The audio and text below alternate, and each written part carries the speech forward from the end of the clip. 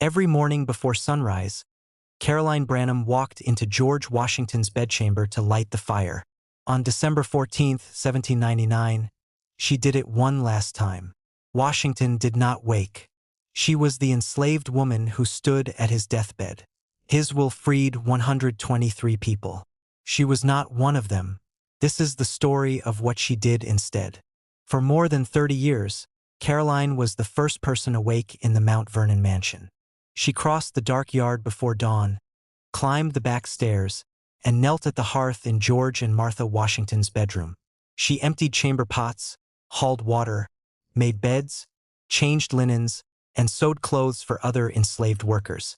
Washington once ordered that no one enter his private rooms without permission from him, his wife, or Caroline. She was trusted but never free. Caroline belonged not to George Washington but to the dower property of Martha Washington, inherited from her first husband. In law, Caroline was inventory. She married Peter Hardiman, a groom, and they raised 8 children together. Washington paid yearly rent to keep Peter at Mount Vernon, noting that Peter did not want to part from his wife and children. But none of them were free. Their children were born enslaved. On December 14, 1799, Caroline entered the bedchamber before dawn and immediately heard that Washington's breathing was wrong. She woke Martha, who sent her for Tobias Lear. Doctors arrived and bled Washington repeatedly. Through the long day, Caroline carried water and fetched whatever was asked.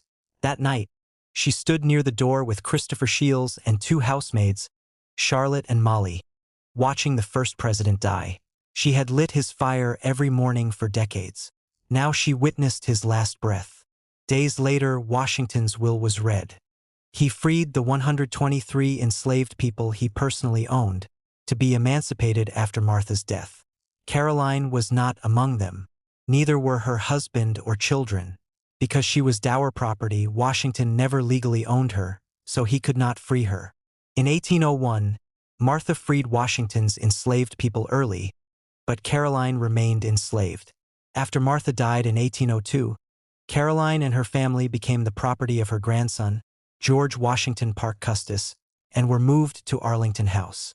At Arlington, Caroline continued the same work inside a mansion Custis built as a shrine to Washington. Her husband Peter died around 1811. Around 1806, she had given birth to her 9th child, Lucy. Some in the household believed Lucy's father was Custis himself, though no document confirms it. What is certain is that Caroline had no legal power to refuse anyone who owned her. She raised 9 children in bondage and never had a real choice about her own life. In the late 1820s, historian Jared Sparks came to Arlington to gather first-hand accounts of Washington's death. Caroline was one of the last living witnesses. Sparks offered a deal. If she told him everything she remembered, her young grandson Robert H. Robinson would be freed. For the first time in more than 60 years, Caroline had something powerful people wanted. She agreed. She described Washington's final hours in detail. Sparks used her account in his famous biography of Washington, which shaped American memory of the first president. Caroline's name did not appear in it, but her memory shaped history. The promise was kept. Robert H. Robinson was freed in 1846, at age 21, and later became a minister. Caroline did not live to see it. She died on March 13, 1843, still enslaved at Arlington. She was buried at Christ Church in Alexandria under a register heading that read simply, "Burial of Blacks." No headstone was raised. Today, no one can point to her grave. But in Arlington, Virginia, the Robert H. Robinson Library carries her grandson's name. It exists because an enslaved woman traded the only thing she owned, her memory, for a child's freedom. Caroline Branham lit fires for others for more than 60 years and was never permitted to strike a flame for herself. Justice would have meant her own freedom, her own name in Washington's will, her own marked grave. She received something smaller than justice.